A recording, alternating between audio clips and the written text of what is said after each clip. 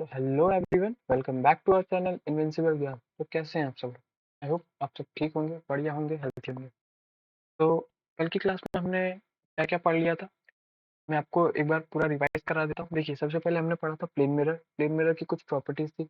ये था virtual and direct. Virtual and direct मतलब वर्चुअल मतलब मिरर के पीछे बनाती थी, डायरेक्ट मतलब सीधी बनाती थी। तीसरा लैटरली इन्वर्टेड। लैटरली इन्वर्टेड मतलब अगर आप अपना राइट हैंड उठाओगे तो उधर मिरर में आपकी लेफ्ट हैंड उठेगी, ठीक। तीसरी तीसरी प्रॉपर्टी थी कि जितना ऑब्जेक्ट डिस्टेंस होगा उतना ही इमेज डिस्टेंस होगा मिरर से। चौथी थी कि हाइट ऑफ द ऑब्जेक्ट जितनी होगी इतनी इमेज होगी। ऐसा नहीं अगर आप 5 फोटो तो इमेज आपकी 10 फोटो जाएगी, ठीक। ये मेन 4 चीज थी। उसके बाद हमारे स्फेरिकल मिरर पे। स्फेरिकल मिरर दो टाइप के होते हैं, कॉनकेव और कॉन्वेक्स, ठीक। कॉनकेव होता है कन्वर्जिंग, कॉन्वेक्स होता है डाइवर्जिंग मिरर। कॉनकेव में हमने कुछ ऑब्जेक्ट के पोजीशन देखे थे। सबसे पहले इंफिनिटी पे था तो कहाँ पे बनेगा, फिर बियॉन्ड सी पे तो कहाँ पे, सी पे कहाँ पे, सी और एफ के पे, फिर एफ और पी के बीच में, ठीक। उसके बाद फिर हमने क्या देखा था, हमने उसके यूजेस देखे कि कॉनकेव मिरर कहाँ पे यूजेस होता है। जैसे कि सर्च लाइट में, टॉर्च लाइट पे, जहाँ पे हमें पर्टिकुलर कन्वर्ज मतलब सारी बीम ऑफ लाइट एक जगह कन्वर्ज होती है और हमें वो कोई पर्टिकुलर चीज देखनी होती है, जैसे कि सर्च लाइट, टॉर्च लाइट, ठीक। फिर आपके व्हीकल की जो हेडलाइट होती है वो, ठीक। शेविंग मिरर में डेंटिस्ट उसे यूज करते हैं। और सोलर फर्नेस, सोलर फर्नेस में हम सनलाइट की बीम को एकत्रित करते हैं, कन्वर्ज करते हैं और उससे फिर खाना पकाते हैं, ठीक। फिर हमारे कॉन्वेक्स मिरर पे।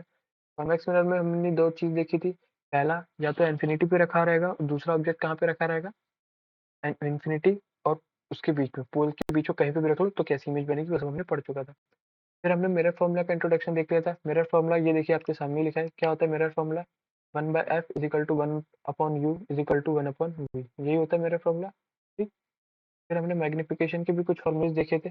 मैग्निफिकेशन के दो फॉर्मूले थे, height of the image upon height of the object, और दूसरा था -v/u, ठीक। आज हम यहीं से कंटिन्यू करने वाले हैं। आज मैं दो तीन इसकी न्यूमेरिकल करा दूंगा, ठीक। उसके बाद ये हमें नई चीजें पढ़नी है, न्यू कार्टेशियन सिस्टम जो इसके बारे में पढ़ना है, ठीक। लेट्स स्टार्ट, यहीं से अपन स्टार्ट करते हैं। देखिए, अब मैं कार्टेशियन सिस्टम के बारे में बताऊँ, मतलब ये है क्या। ये देखिए कि हम पॉजिटिव कब लेते हैं, नेगेटिव कब लेते हैं। मेन आपको बस 3 चीज याद रखनी है, तो बता दूं। देखो, पहले समझा देता हूँ फिर आपको याद करा दूंगा। देखो, ये जो मिरर है ना, इसको आप वाई एक्सिस मान लो। हमने बचपन से एक्स एक्सिस और वाई एक्सिस पे पढ़ी हुई है, ठीक। तो ये आपकी कौन सी हो जाती है, ये एक्स एक्सिस हो जाती है। ये कौन सी हो जाती है, वाई एक्सिस, ठीक। इस मिरर को आप वाई एक्सिस मानो और ये प्रिंसिपल लाइन को जो है, प्रिंसिपल जो लाइन है उसको आप एक्स एक्सिस मान लो, ठीक। अब कुछ भी यहाँ पे होगा, इस तरफ होगा तो अपन उसे पॉजिटिव लेंगे। क्यों पॉजिटिव लेंगे? क्योंकि एक्स एक्सिस के ऊपर पॉजिटिव होगा। अगर कांच के मतलब मिरर के इस तरफ होगा तो हम उसे क्या लेंगे, नेगेटिव लेंगे। क्यों नेगेटिव लेंगे? क्योंकि एक्स एक्सिस इस तरफ नेगेटिव होती है, ठीक। अगर कुछ अपवर्ड होगा तो हम उसे पॉजिटिव लेंगे। पॉजिटिव क्यों लेंगे? क्योंकि वाई एक्सिस पॉजिटिव होती है। कुछ डाउनवर्ड होगा, मतलब ये जैसे डाउनवर्ड है तो इसकी हाइट क्या होगी, नेगेटिव में होगी। हाइट क्या होगी, नेगेटिव में होगी। क्यों? क्योंकि वाई एक्सिस नेगेटिव में था, बस इसके सिवा और कुछ नहीं है, ठीक। अब जैसे मैं बताता हूँ, मान लो हमने बोला कि भैया आपकी इमेज जो बन रही है वो कहाँ बन रही है, रियल और इन्वर्टेड बन रही है। रियल और इन्वर्टेड मतलब रियल मतलब इस तरफ, कांच के इस तरफ बन रही है। अब जब भी कांच के इस तरफ बनेगी तो हम क्या लेंगे, नेगेटिव लेंगे, ठीक। अब मैं बोलूंगा वर्चुअल एंड इरेक्ट बन रही है। वर्चुअल मतलब कांच के पीछे, कांच के पीछे बनेगी तो हम क्या लेंगे, पॉजिटिव लेंगे, ठीक। बस यही बात है और कुछ बड़ी बात नहीं है। एक बार पहले मैं बता दूं कि वी क्या है। देखो, वी आपका क्या होता है, इमेज डिस्टेंस होता है। वी आपका क्या होता है, इमेज डिस्टेंस होता है। कहाँ से, मेरे पोल से। जो पोल होता है ना आपका, यहाँ से आपका इमेज डिस्टेंस होता है। यू क्या होता है, यू होता है आपका ऑब्जेक्ट डिस्टेंस होता है, ठीक। और एफ तो सभी को मालूम है कि फोकल लेंथ होती है, ठीक। कोई भी दिक्कत नहीं होगी इसमें, ठीक। आगे बढ़ते हैं। देखो, अब मैं इन शॉर्ट आपको हल्का से याद करा दूं कि भैया क्या कैसे होगा। तो आपको दो चीज, सिर्फ 3 चीज याद रखनी है। कौन कौन सी 3 चीज? यू जो होगा, यू हमेशा हम किस में लेंगे, ऑलवेज नेगेटिव में लेंगे। नेगेटिव मिलेंगे हमेशा, हमेशा नेगेटिव मिलेंगे। वी, वी पॉजिटिव भी हो सकता है, नेगेटिव भी हो सकता है। पॉजिटिव कब होगा, खुद अपने दिमाग से बताइए। पॉजिटिव कब होगा, जब वो मिरर के इस तरफ होगा। मिरर के इस तरफ पॉजिटिव क्यों होगा, क्योंकि यहाँ पे पॉजिटिव है, ठीक। यहाँ पे हम मिरर के इस तरफ पॉजिटिव होगा और इस तरफ कौन सी इमेज बनती है, वर्चुअल एंड इरेक्ट बनती है, ठीक। फिर यहीं पे वी नेगेटिव कब होगा, वी नेगेटिव कब होगा, जब मिरर के इस तरफ, और मिरर के इस तरफ कौन सी इमेज बनती है, इमेज बनती है आपकी रियल एंड इन्वर्टेड इमेज बनती है। याद रहेगा, वी पॉजिटिव कब, वर्चुअल एंड इरेक्ट पे। नेगेटिव कब, रियल और इन्वर्टेड पे, ठीक। अब बारी किसकी आती है, अब बारी आती है आपकी एफ की। आपको याद रखना है कि एफ नेगेटिव किस में लोगे आप, इसमें लोगे आप कॉनकेव मिरर में, ठीक। और यहीं पे एफ पॉजिटिव कब लोगे, कॉन्वेक्स मिरर में। ठीक, बस इतनी सी चीज आप याद कर लो, बाकी आपको कुछ भी याद नहीं करना है। ठीक, यू नेगेटिव हमेशा लेना है, वी पॉजिटिव कब लेना है, वर्चुअल और इरेक्ट पे। नेगेटिव कब लेना है, रियल और इन्वर्टेड पे। या फिर अगर वैल्यू नेगेटिव में आ गई तो वी कैसा बना रहा है, रियल और इन्वर्टेड। वी अगर पॉजिटिव में आ गया, कोई भी वैल्यू +3 आ गई या -3 आ गई, तो हम उसका नेगेटिव बता सकते हैं। एफ को नेगेटिव में कब लेना है, अगर उसने बोला कॉनकेव मिरर हो। मेरा तो हमेशा दिया रहे कि भैया इस मिरर में इतनी फोकस है, इतना ऑब्जेक्ट है। ठीक, तो इसमें आपको कोई भी दिक्कत नहीं आएगी। ठीक, आगे बढ़ते हैं। अब देखते हैं मैग्निफिकेशन। ठीक, मैग्निफिकेशन का फॉर्मूला क्या होता है, height of image upon height of object. ठीक, और दूसरा क्या होता है, -v/u।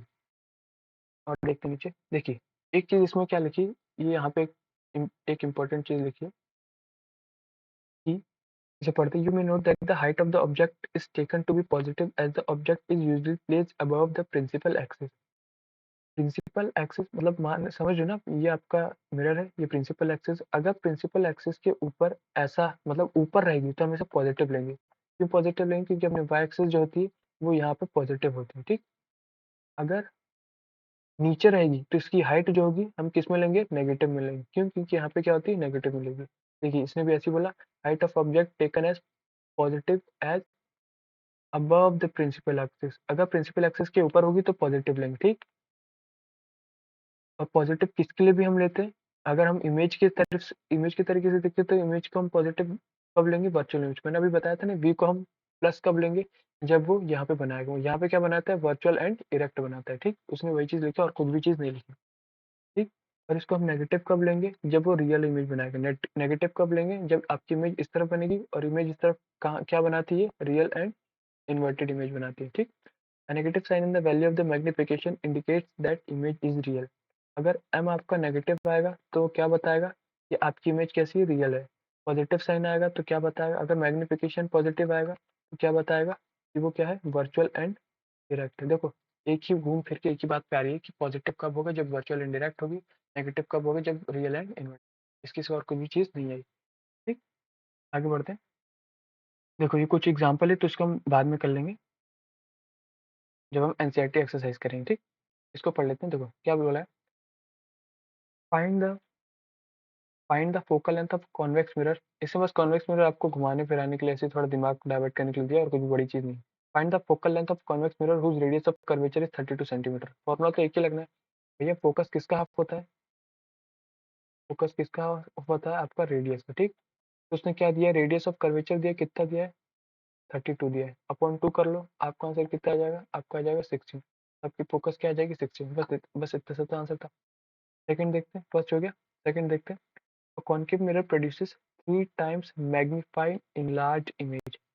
3 times enlarged मतलब वो बताना क्या चाह रहा है, वो बताना चाह रहा है उसकी हाइट। तो उसने ये बोला कि भैया मैग्निफिकेशन जो है वो कितने टाइम्स है, 3 टाइम्स है। किसके 3 टाइम्स है भैया, ऑब्जेक्ट की हाइट के 3 टाइम्स है। मतलब मैं बोलता हूँ कि ऑब्जेक्ट की हाइट मान लो h है, तो इमेज की हाइट कितनी हो जाएगी, 3h। फॉर्मूला था ना अपना, अभी अभी अपन लोगों ने लिखा था कि एक फॉर्मूला होता है मैग्निफिकेशन का, HI/HO। ठीक, एक ये फॉर्मूला आता था और एक फॉर्मूला होता था -v/u। रिमेम्बर, अभी देखिए ऊपर लिखा ही है, अभी अभी हमने किया था यार। ये देखो -v/u और h'/h। h' मतलब वही height of image upon height of object. ठीक, अब देखो उसने क्या दिया है कि भैया मैग्निफिकेशन की हाइट दी है 3 टाइम्स। ठीक, अब जब ये दोनों मैग्निफिकेशन के फॉर्मूले होते हैं तो ये दोनों बराबर हुए। अब एच आई की जगह पर मैं क्या लिख लूँ, 3h, क्योंकि इसमें दिया ही हुआ है। और एच ओ की जगह तो h ही है, प्लस उसके बाद फिर -v का -v लिख लो, अपॉन यू की जगह क्या मैं लिखूंगा, उसने दिया ऑब्जेक्ट प्लेस एट 10 सेंटीमीटर।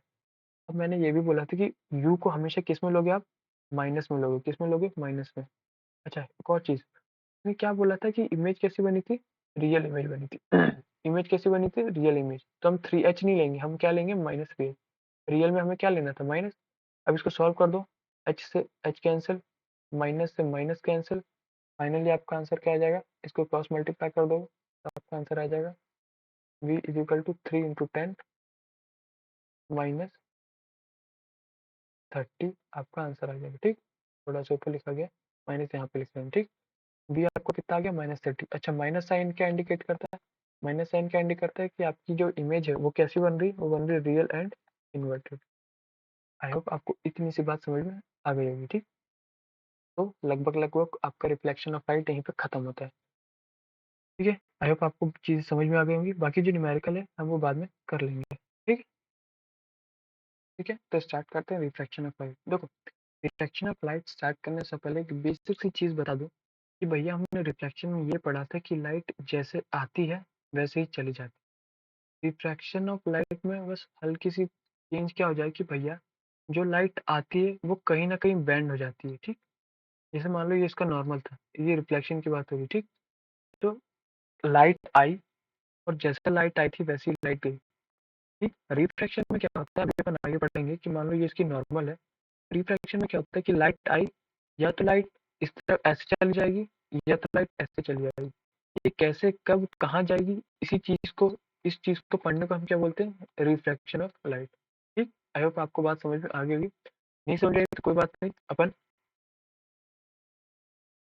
पढ़ते हैं। ठीक, कर ले। अब अभी अपन धीरे धीरे रीड करेंगे तो अपने को सब समझ में आ जाएगा। ठीक, रीड करना स्टार्ट करते हैं अपन। ठीक, देखो क्या बोल रहा है। Light seems to travel along straight line path in a transparent medium. What happens when light enter from one transparent medium to another? देखो इसमें एक वर्ड आ रहा है बार बार, मीडियम। मीडियम मतलब क्या होता है? देखो अपन लोग क्या तीन टाइप के मीडियम पढ़े कि नहीं पढ़े, सॉलिड, लिक्विड और गैस, बस यही मीडियम है और कुछ नहीं। मान लो मैं आपसे बोल रहा हूँ कि भैया हर जगह पानी होता है कि नहीं होता। अब ऐसा तो है नहीं कि लाइट सिर्फ अपने एयर में घूमती है, लाइट सभी जगह जा रही है, मतलब पानी में भी जा रही है। तो जब पानी में जाती है तो लाइट सीधी ही जाती है कि वो अलग तरीके से ट्रैवल करती है। ठीक, तो वही वो चीज पूछना चाह रहा है। Does it still move along a straight line path or change its direction? We shall recall some of our day to day experience. अब हम आगे बढ़ते हैं, वो क्या बताना चाह रहे हैं देखो। बोलता है, you might have observed that bottom of a tank or a pond containing water appears to be raised. अब जब आप किसी भरी टंकी को, भरी बाल्टी को देखोगे तो आपको ऐसा लगता है कि उसके जो एकदम बॉटम होता है वो थोड़ा सा ऊपर आ गया है। कभी नोटिस करना, ऐसा लगता है। Similarly, when a thick glass slab is placed over some printed matter, the letters appear raised when viewed through the glass slab. जब आप किसी भी कांच की चीज को या ग्लास स्लैब को किसी भी पेपर पे रख दो या किसी भी प्रिंटेड कागज पे रख दो, किसी पे भी रख दो, आपको लगे कि वो जो प्रिंटेड पेपर या कागज है वो थोड़ा सा ऊपर आ गया। ठीक, ये ऐसा क्यों होता है? ठीक, इसके बाद उसने एक और एग्जांपल दिया। सीधे एग्जांपल पे आता हूँ कि मान लो जब आपने पेंसिल डाली, सपोज के लिए आपने एक बॉटल लिया, आपने एक बीकर लिया, उसमें आप पूरा पानी भर दो। ठीक, पूरा पानी भरा है, आपने यहाँ पे पेंसिल रख दी। ठीक, अब जब आप पेंसिल को देखोगे तो पेंसिल यहाँ पे है, एक्चुअली यहाँ पे नहीं दिखेगी, आपको थोड़ी सी ऊपर दिखेगी। तो ऐसा क्यों होता है? ठीक, ऐसा क्यों होता है? देखो, इसका पूरा पूरा ये क्यों होता है ऐसा, क्योंकि रिफ्लेक्शन होता है। ठीक, अब रिफ्लेक्शन होता है क्या, इन शॉर्ट मैं आपको पहले ही थोड़ा सा अच्छे से बताता हूँ। देखो, स्पेस चाहिए।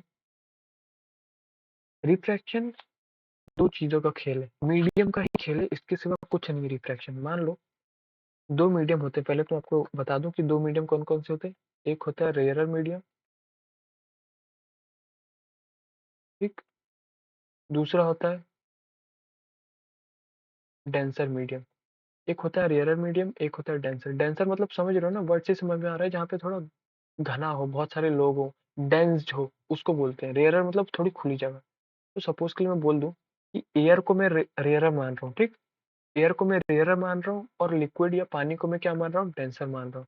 अब अपन देखते हैं कि होता क्या है। देखो, मान लो ये एक टंकी है। ठीक, इसमें क्या जा रहा है, इसमें क्या है, आपकी पानी है, पूरा पानी भरा है यहाँ तक।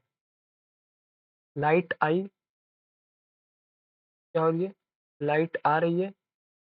अब देखो, कायदे में अपन लोगों ने सीखा था कि लाइट जैसी आती है वैसी की वैसी आती है। ठीक, यहाँ पे टकराई, कायदे में लाइट जैसे आ रही है उसको सीधे सीधे निकल जाना चाहिए था। भैया लाइट को ऐसे सीधे सीधे जाना चाहिए था, पर क्या होता है, या ये एयर आपका हो गया रेयरर मीडियम, ये हो गया आपका डेंसर मीडियम। जब लाइट जो है रेयरर से डेंसर में आती है तो वो नॉर्मल से क्या हो जाती है, नॉर्मल के पास में थोड़ी सी बेंड हो जाती है। ठीक, ऐसा ही होता है। रिफ्रैक्शन क्या बोलता है कि अगर लाइट रेयरर से डेंसर में जाती है तो वो टुवर्ड्स दी नॉर्मल हो जाती है। क्यों हो जाती है भाई टुवर्ड्स दी नॉर्मल? डेंसर आप खुद ही समझो। जैसे मान लो, अब मैं बोल रहा हूँ, आपने एक खुली जगह पे भग रहे थे, अचानक से भीड़ आ गई, तो क्या आप जितनी पहले ताकत से भग पा रहे थे उतनी ताकत से भीड़ में भग पाओगे? क्या नहीं भग पाओगे, आप थोड़ा दिबक जाओगे, थोड़ा आपकी स्पीड कम हो जाएगी। बस ऐसी कुछ यहाँ पे भी समझो कि लाइट जो है रेयर से डेंसर मीडियम में जब जा रही है तो उसकी जो जहाँ से जो ओरिजिनल पाथ है वो उस ओरिजिनल पाथ से कवर नहीं करती, वो नॉर्मल की तरफ मुड़ जाती है, थोड़ी सिकुड़ जाती है, ठीक। इसलिए हम क्या बोलते हैं, जब लाइट रेयर से डेंसर में ट्रेवल करती है तो कहाँ वो कैसी हो जाती है, वो बेंड हो जाती है टूवर्ड्स, ये तो मालूम है ना, इसको अपन क्या बोलते हैं, इसको नॉर्मल बोलते हैं, ठीक। तो जो लाइट होती है वो कैसे कहाँ पे बेंड हो जाती है, वो हो जाती है towards the normal, towards the normal रे पे की तरफ बेंड हो जाती है, ठीक। बेंड टूवर्ड्स दी नॉर्मल, ठीक। ये चीज हो गई। जब ये हमेशा देखना ऐसा कब होगा, जब रेयरर से कैंसर में जाएगी। इसी का उल्टा कर दो, डायग्राम बना के बताता हूँ, चलो देख लो, इधर इधर ही डायग्राम आप देख लो। मान लो अब क्या हुआ, अब जाएगा कहाँ से, अब लाइट जाएगी पानी से गैस की, पानी से एयर की तरफ। मान लो लाइट गई यहाँ से, देखो अब लाइट ऐसे जा रही है, कायदे में लाइट को तो भैया सीधे सीधे निकल जाना चाहिए था, निकलना चाहिए था कि नहीं निकलना चाहिए था, ये हो गई इसकी नॉर्मल, नॉर्मल हमेशा सीधी बनती है, ठीक। कायदे में लाइट को तो इधर से निकल जाना चाहिए था, पर वो क्या होती है, वो इधर से निकलती है, वो वापस मुड़ जाती है। कैसे मुड़ जाती है, वो नॉर्मल से हल्की सी दूर हो जाती है, ठीक। अपने पाथ पे नहीं जाएगी, पर देखो यहाँ पे नॉर्मल के पास चिपक रही थी, यहाँ पे नॉर्मल से दूर हो गई, ठीक। कहाँ से, जब लाइट कहाँ से जा रही थी, डेंसर से रियर में जा रही थी, ठीक। यहाँ पे रियर से डेंसर जा रही है।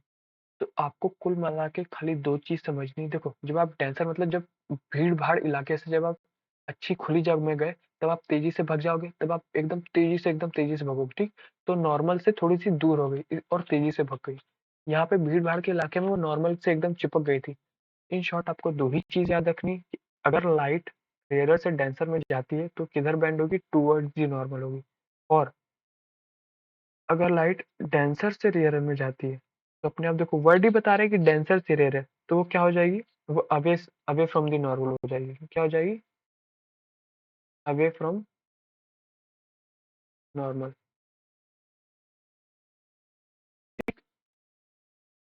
ये अवे थोड़ा देख लीजिएगा, अवे फ्रॉम नॉर्मल हो जाएगी, ठीक। बस ये दो चीजें, यही आपका रिफ्लेक्शन ऑफ लाइट है। बाकी अलग अलग चीजों में कैसे कैसे होगा वो मैं आपको बाद में बताऊंगा, ठीक। भी इन दो मेन चीजों को पकड़ो। अगर लाइट रेयर से डेंसर में जाती है तो क्या बनाएगी, टुवर्ड्स दी नॉर्मल। और अगर डेंसर से रेयरर में जाएगी तो अवे फ्रॉम द नॉर्मल। बात समझ में आ गई, और कुछ नहीं है रिफ्लेक्शन में, मेन चीज आप इसी को पकड़ो। मीडियम दो टाइप के होते हैं, रेयरर से डेंसर, डेंसर से रेयर, ठीक। अच्छा एक और चीज आप मुझे बताओ, जब आप रेयरर से डेंसर में जाओगे, मतलब जब खुली जगह से घनी जगह में जाओगे तो आपकी स्पीड कम हो जाएगी, ऐसी लाइट की भी स्पीड कम हो जाएगी, ठीक। इस कंसेप्ट को मैं आगे वापस बताऊंगा, बट यहाँ पे आपको लगे हाथ बता रहा हूँ, ठीक। ऐसे जब आप घने से मतलब डेंसर से रेयरर में जाओगे तो स्पीड ऑफ लाइट वो भी ज्यादा हो जाएगी, जैसे आपकी स्पीड ज्यादा हो जाएगी, ठीक। तो इस चीज को थोड़ा याद रखना। आगे बढ़ते हैं, ये जो पूरा पैराग्राफ है ना, ये इन्होंने एग्जाम्पल दे देके इन शॉर्ट यही बता रहे हैं, ठीक।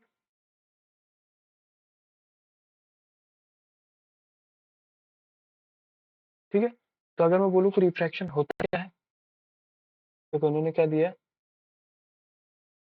इसको समझो। व्हेन लाइट जो है ट्रैवल करती है वन मीडियम से अनदर, तो लाइट का जो डायरेक्शन है वो बदल जाता है, ठीक। किस पे किस कैसे बदले, किस पे बेस्ड होगा, वो सेकंड मीडियम की पे बेस्ड होगा। This phenomena is known as reflection of light. उसने क्या बोल दिया भैया, इतनी बड़ी कोई अंग्रेजी नहीं झाड़ी उसने चीज इतनी बोल दी कि अगर लाइट जो है वन मीडियम से दूसरी मीडियम में जाएगी तो अपना डायरेक्शन बदलेगी। उसका डायरेक्शन क्या होगा, वो किस पे डिपेंड करेगा, वो दूसरे मीडियम पे डिपेंड करेगा, ठीक। बस यही चीज उसने इंग्लिश में बोल दी और कोई बड़ी चीज नहीं बोली, ठीक। अब आगे बढ़ते हैं, अपन सीधे जाते हैं रिफ्लेक्शन। वो पूरा आप पढ़ोगे ना तो बस उसने इंट्रोडक्शन दिया और यही चीज बताई।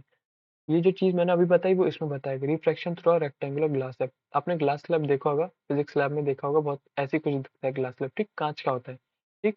तो उसने देखो यही बताइए कि मान लो ये आपका एयर है, ठीक। इसको हमने बोला रेयरर मीडियम, इसको हमने बोला डेंसर मीडियम। लाइट इधर आ रही है, कायदे में लाइट का जो पाथ है वो सीधे सीधे इस तरफ है कि नहीं। पर वो कहाँ पे मुड़ गई, वो नॉर्मल की तरफ मुड़ गई। कहाँ पे मुड़ गई, नॉर्मल की तरफ, ठीक। तो रेयर से डेंसर में जब जाती है तो कहाँ पे होती है, बेंड हो जाती है टूवर्ड्स नॉर्मल हो जाती है, होती है कि नहीं। अभी अपन अपन लोगों ने ऊपर पढ़ा था, ठीक। अब यही चीज उल्टी हो जाएगी, ठीक।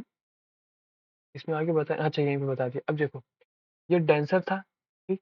अब डेंसर से रेयर में जा रही है, तो डेंसर से रेयर में जा रही है तो इसके कायदा को तो इधर है, पर वो क्या हो जाती है, अवे फ्रॉम द नॉर्मल हो जाती है, ठीक। क्या हो जाती है, अवे फ्रॉम द नॉर्मल हो जाती है, ठीक। इसी को हम क्या बोलते हैं, रिफ्रैक्शन ऑफ लाइट, ठीक। आई होप आपको बात समझ में आई। कोई भी चीज नहीं, बस ये दो चीज याद रखो, उसके सिवा अभी अभी के लिए याद मत रखो। रेयर से डेंसर में जाएगी तो रिफ्लेक्टेड रे कहाँ पे मुड़ जाएगी, टुवर्ड्स द नॉर्मल। डेंसर से रेयर में जाएगी तो किधर मुड़ जाएगी, अवे फ्रॉम द नॉर्मल। बस इतनी चीज याद रखो, बाकी और कुछ भी याद मत रखो, ठीक। अब देखो, अब क्या हुआ भैया, इस चीज को समझो। देखो, अपन लोगों ने एक चीज पढ़ी थी कि एक लॉ पढ़ा था, अपन लोगों ने क्या पढ़ा था, लॉ ऑफ रिफ्लेक्शन। अपन लोगों ने ये पढ़ा था कि भैया लॉ ऑफ रिफ्लेक्शन ये बोलता है कि लाइट पड़ी, टकरा के चली गई, और ये इसका क्या बना, नॉर्मल बना, है ना। अपन लोगों ने ये पढ़ा था कि जितना एंगल ऑफ इंसिडेंस होगा उतना ही एंगल ऑफ रिफ्लेक्शन होगा। ये पढ़ा था कि नहीं पढ़ा था, ठीक। बिल्कुल शुरुआत में पढ़ा था कि रिफ्लेक्शन, एंगल ऑफ रिफ्लेक्शन क्या होता है कि जितना एंगल ऑफ इंसिडेंस होता है उतना ही एंगल ऑफ रिफ्लेक्शन होता है। पर क्या ये लॉ जो ऊपर दिया गया है यहाँ पे फॉलो होगा क्या, क्योंकि भैया एंगल ऑफ इंसिडेंस इधर जा रहा है तो एंगल ऑफ रिफ्लेक्शन तो मुड़ जा रहा है, या तो कहीं बाहर चला जा रहा है तो कहीं अंदर चला जा रहा है, तो क्या एंगल सेम हो पाएगा, हो ही नहीं पाएगा। इस चीज को पता करने के लिए बहुत सारे साइंटिस्ट जुड़ गए। अब उनमें से एक साइंटिस्ट उभर के आए, स्नेल्स जी, ठीक। स्नेल्स मतलब स्नेल्स लॉ, ठीक। वो घोघा वाला वो छोटा इंसेक्ट मत समझ लेना, बेइज्जती होती है, बेकार चीज, ठीक। स्नेल्स लॉ, मजाक कर रहा हूँ। स्नेल्स लॉ, ठीक।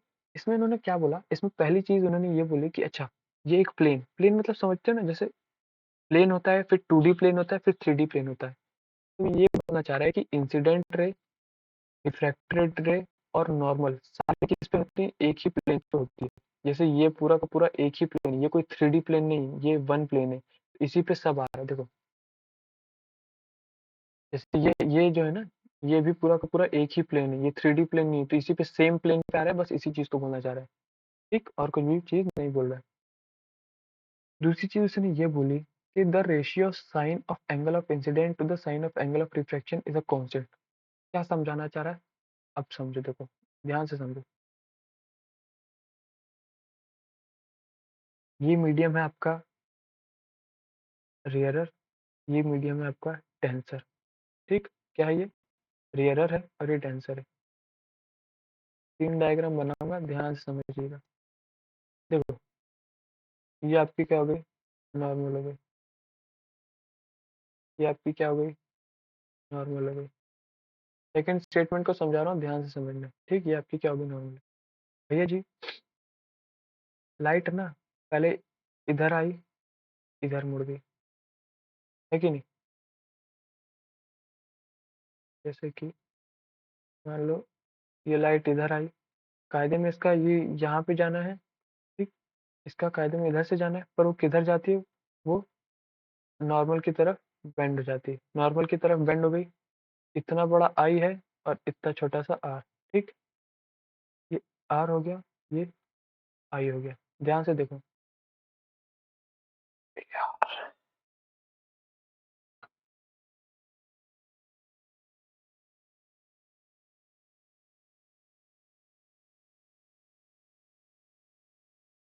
डायग्राम तो बड़ी दिक्कत वाली बात है।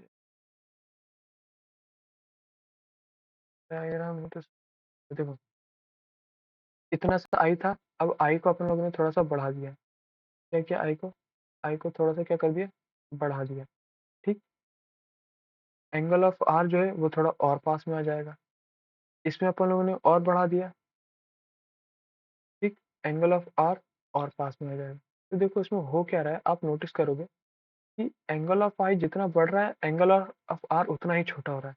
एंगल ऑफ आई जितना बढ़ रहा है, एंगल ऑफ आर उतना ही छोटा हो रहा है।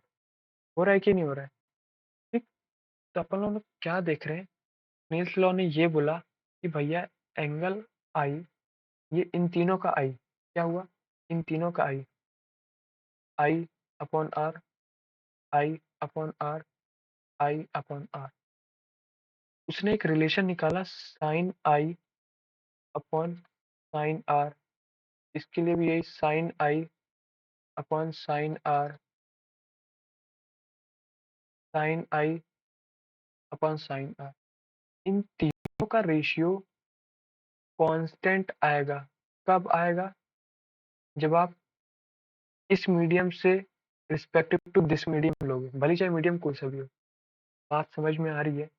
इन तीनों की वैल्यू सेम आएगी। कब आएगी? जब आप इस मीडियम तीनों को एक ही मीडियम, इसी मीडियम के बराबर तीनों को लोगे। इन शॉर्ट आपको ये समझना है कि एंगल साइन आई अपॉन साइन आर कांस्टेंट कब होगा? जब आप मीडियम के रिस्पेक्टिव से लोगे, इसी मीडियम के रिस्पेक्टिव से लोगे। बात समझ में आ गई? ठीक। इसका आई और आर वेरिएशन करता है, इसलिए इसने एक चीज दी साइन आई अपॉन साइन आर। ठीक। इसका आई और आर इक्वल नहीं होता। ठीक है, बात समझ में आ गई? साइन आई अपॉन साइन आर क्यों कांस्टेंट है? ठीक। अच्छा, ये दूसरी चीज, ये कब ट्रू है? अगर इंसिडेंस, जो इंसिडेंट रे वो 0 से ज्यादा होनी चाहिए और 90 से कम होनी चाहिए। ये नहीं कि अपन इंसिडेंट रे यहाँ पे एकदम फ्लैट लाइन टकरा दें, ये भी नहीं कि इंसिडेंट रे को एकदम सीधे 90 डिग्री पे लाए। ऐसा नहीं होगा। ठीक। ये तभी क्या होगी जब 0 से ज्यादा होगी और 90 से कम होगी। ठीक। तभी आपका स्नेल्स लॉ फॉलो करेगा। The ratio of sine of angle of incidence upon sine of angle of refraction is constant. ठीक। For a given pair of medium, ये कब होगा? जब पेयर ऑफ मीडिया जो है इन दोनों का वो एप्लीकेबल होगा, तभी होगा। ठीक है। ठीक। तो इसी कांस्टेंट वैल्यू को उन्होंने क्या बोल दिया? इसी कांस्टेंट वैल्यू को उन्होंने बोल दिया रिफ्रैक्टिव इंडेक्स। रिफ्रैक्टिव इंडेक्स मतलब वो ये बताएगा कि सेकंड मीडियम से फर्स्ट मीडियम के रिस्पेक्टिव में आपकी जो वैल्यू है वो कैसी है। ठीक। रिफ्रैक्टिव इंडेक्स क्या होता है? This constant value is called refractive index of second medium with respect to the first medium. मतलब डेंसर से रेयरर या रेयरर से डेंसर जो भी होगा, second medium with respect to first medium. हम सेकंड मीडियम को इतनी बार बार उस पर जोर क्यों दे रहे हैं? क्योंकि लाइट की डायरेक्शन बदलेगी तो किस पे डिपेंड करेगा? सेकंड मीडियम पे ही डिपेंड करेगा। ठीक। हम पहले भी देख चुके हैं। ठीक। अपन रिफ्रैक्टिव इंडेक्स के बारे में कुछ और भी जानते हैं। ठीक। क्या लिखा है पढ़ते हैं। You've already studied that a ray of light that travels obliquely from one transparent medium to another will change its direction in the second medium. ठीक, अभी भी पढ़ के आए। The extent of the change in direction that takes place in a given pair of media may be expressed in terms of refractive index, the constant appearing on the right hand side. ठीक है। Refractive index can be linked to an important physical quantity, the relative speed of propagation of light. ठीक है, इसको in short अपन और थोड़ा अच्छे से समरीफाई करते हैं। रिफ्रैक्टिव इंडेक्स होता क्या है? मैं आपसे बात करूं कि भैया रिफ्रैक्टिव इंडेक्स इतना समझो, वो क्या बताना चाहता है? वो मीडियम को दर्शाता है। कैसे? Second medium with respective to first medium. Refractive index का फॉर्मूला होता है mu is equal to C upon V. ठीक। जैसे अगले इसमें दिया भी है बात, इसने एन लिया है, मैं म्यू ले रहा हूँ। ठीक।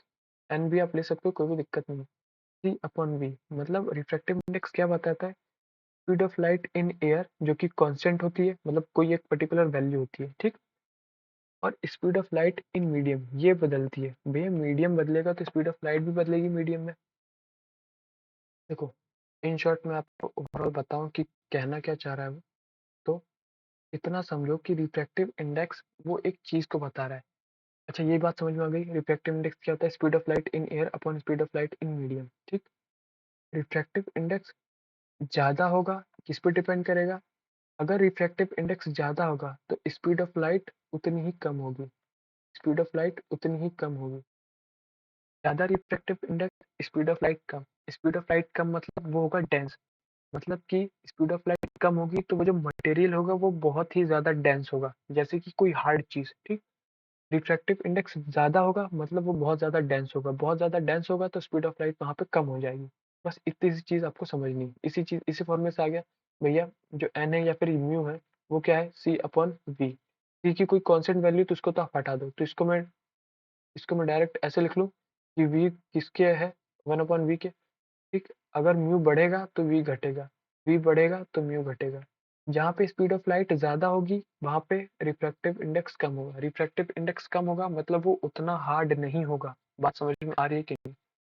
इन शॉर्ट, रिफ्रैक्टिव इंडेक्स की, जैसे ये सब जो रिफ्रैक्टिव इंडेक्स दिया है, ये रिफ्रैक्टिव इंडेक्स ये सब जो चीज़ दी हुई है, ठीक, तो क्या बता रहा है? देखो जैसे इसने नीचे दिया हुआ है, ये सब जो चीजें दी हैं, देखो कहीं इसकी वैल्यू 1.0, फिर 131, 133, ये सब जो बढ़ रही है, रिफ्रैक्टिव इंडेक्स बढ़ रहा है मतलब स्पीड ऑफ लाइट कम हो रही है, स्पीड ऑफ लाइट कम हो रही है मतलब वो जो बढ़ रही है रिफ्रैक्टिव इंडेक्स, वो जो चीज़ है वो बहुत ज़्यादा हार्ड है। सबसे ज़्यादा रिफ्रैक्टिव इंडेक्स किसका है? डायमंड का। तो सबसे हार्ड कौन सा हुआ? डायमंड। मतलब इससे लाइट पे की जो इसमें जो लाइट की स्पीड जाएगी वो बहुत ही धीमे जाएगी, ठीक, तेज के नहीं जा सकती, इसलिए इसका रिफ्रैक्टिव इंडेक्स सबसे ज़्यादा है। बात समझ में आ गई? फिर बोल रहा हूँ, अभी तक हमने कुछ चीज़ याद करी रिफ्रैक्शन ऑफ लाइट में। सबसे पहले क्या याद करी कि रेयर से डेंसर में अगर लाइट जाएगी तो टूवर्ड्स की तरफ नॉर्मल की तरफ बेंड होगी, टूवर्ड्स द नॉर्मल। डेंसर से रेयर की तरफ जाएगी अवे फ्रॉम द नॉर्मल। पहली चीज़ तो ये याद करी, ठीक। दूसरी चीज़ हमने याद करी कि भैया जैसा रिफ्लेक्शन, लॉ ऑफ रिफ्लेक्शन होता है वैसा लॉ ऑफ रिफ्रैक्शन नहीं होता। रिफ्लेक्शन में angle of incidence is equal to angle of reflection होता है, पर इसमें ऐसा नहीं होता है। इसमें साइन आई अपॉन साइन आर कांस्टेंट होता है। उसी कांस्टेंट को हमने म्यू का नाम दे दिया, मतलब रिफ्रैक्टिव इंडेक्स। रिफ्रैक्टिव इंडेक्स मतलब second medium with respect to first medium, ठीक। और इसका हमने फॉर्मूला भी पढ़ा, क्या पढ़ा? Mu is equal to C upon V. Mu is equal to C upon V, ठीक। हमने फिर ये भी पढ़ा कि म्यू ज्यादा होगा तो स्पीड ऑफ लाइट कम होगी, म्यू कम होगा तो स्पीड ऑफ लाइट ज्यादा होगी। सबसे ज्यादा डायमंड का होता है, आपको याद रखना है कि सबसे ज्यादा रिफ्रैक्टिव इंडेक्स किसका होता है? डायमंड का होता है। यहाँ से लाइट बहुत कम स्पीड से जाएगी, ठीक। इतना ही है और कोई भी बड़ी चीज नहीं है, ठीक। जैसे इसमें एक बार पढ़ लेते हैं। A ray of light traveling in air enters obliquely into water। मतलब एयर से वाटर में जा रही है, मतलब रेयरर से डेंसर में जा रही है, ठीक। तो does the light bend towards the normal और अवे? रेयरर से डेंसर में जा रहे हो, घने की तरफ जा रहे हो, पॉपुलेशन ज्यादा ज्यादा लोग हैं उसके बीच जा रहे हो, तो आपकी क्या हो जाएगी? टुवर्ड्स द नॉर्मल हो जाएगी, अवे हो जाएगी, तो हमारी क्या हो जाएगी? टुवर्ड्स द नॉर्मल हो जाएगी, ठीक। क्यों होगी? क्योंकि हम बता ही चुके हैं कि वहाँ पे जो उसका रिफ्रैक्टिव इंडेक्स बढ़ जाएगा, ठीक। डेंसर का जो है वो उसका रिफ्रैक्टिव इंडेक्स बढ़ जाएगा, इससे स्पीड ऑफ लाइट कम हो जाएगी, तो हम उतना जा नहीं पाएंगे। फिर आता है light enters from air to glass. Air to glass मतलब फिर से rare to denser, having refractive index 1.50, what is the speed of light in the glass? The speed of light in vacuum। अब देखो इसने वही फॉर्मूला बेस पे question दे दिया। ऊपर फॉर्मूला था mu is equal to C upon V था। सी मतलब उसने स्पीड ऑफ लाइट वैक्यूम तो दी है, साथ में स्पीड ऑफ लाइट वैक्यूम इसमें ये तो दिया हुआ है 3 × 10⁻⁻⁷ ये तो लाइट की स्पीड ही होती है। और जो v की वैल्यू इसने क्या दी है? v की वैल्यू अपने को फाइंड करनी है। इसने म्यू दिया है, c दिया है, v की वैल्यू अपने को फाइंड करनी है। फाइंड हो जाएगा क्या? कोई भी दिक्कत नहीं आएगी, ठीक। बस क्रॉस मल्टीप्लाई करना, कुछ भी नहीं करना, ठीक। अब उसने क्या बोला? Find out from table 9.3 the medium having highest optical density. Optical density मतलब जिसका हाईएस्ट रिफ्रैक्टिव इंडेक्स है। हमने क्या पढ़ा था? वो क्या बोलते हैं? डायमंड। और सबसे लोएस्ट किसका था? एयर का, ठीक, याद रखना। You are given a kerosene, turpentine and water in which these light travel fastest, ठीक। तो जिसका रिफ्रैक्टिव इंडेक्स कम होगा उसमें ज्यादा तेज होगी, ठीक। जैसे केरोसिन, वाटर और टर्पेंटाइन, ठीक। इसको देख लेते हैं एक बार। केरोसिन, देखो ये है केरोसिन, टर्पेंटाइन, वाटर।